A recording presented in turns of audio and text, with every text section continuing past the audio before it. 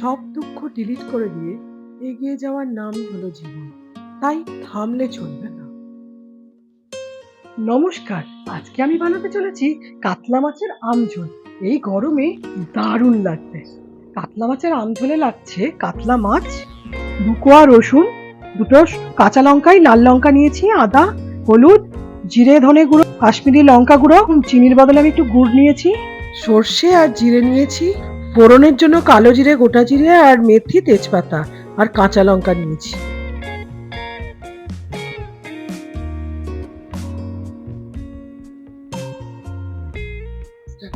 আম ছাড়া কি আমঝোল হয়? তাই আমটাকে নুন দিয়ে সেদ্ধ করতে বসিয়ে দিলাম।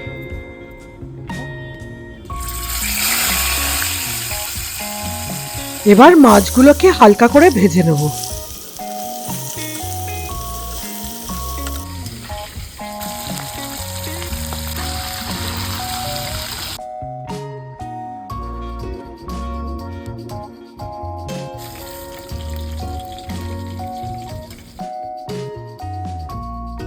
মাছের ঝোলে আলু ছাড়া বানায়, তাই দুটো বড় বড় করে আলু কেটে দিলাম।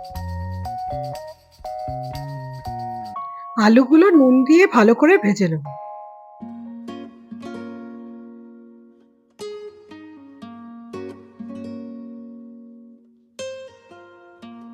এবার আমি রসুন, আদা, কাঁচা লঙ্কা আর সর্ষেটা একটু জল দিয়ে বেটে নেব।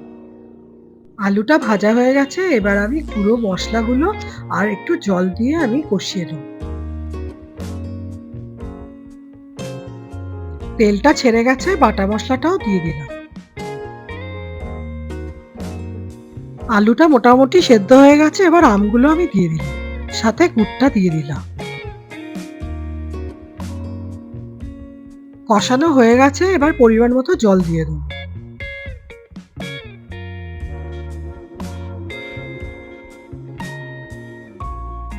ঝোলটা ফুটে গেছে, এবার মাছগুলো দিয়ে দেবো।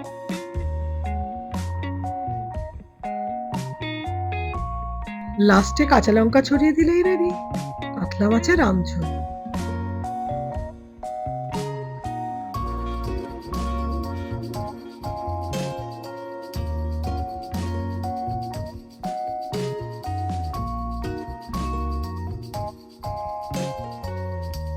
কিরে, আমঝোল তো রেডি, এবার টেস্ট করে বল কেমন হয়েছে।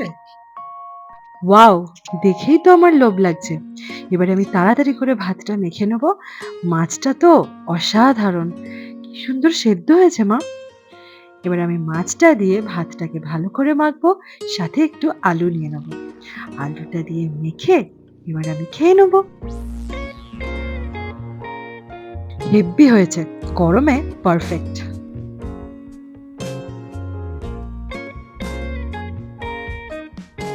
আপনারাও এভাবে আমঝোল বানিয়ে বাড়িতে খাবেন, খুব ভালো লাগবে। ধন্যবাদ।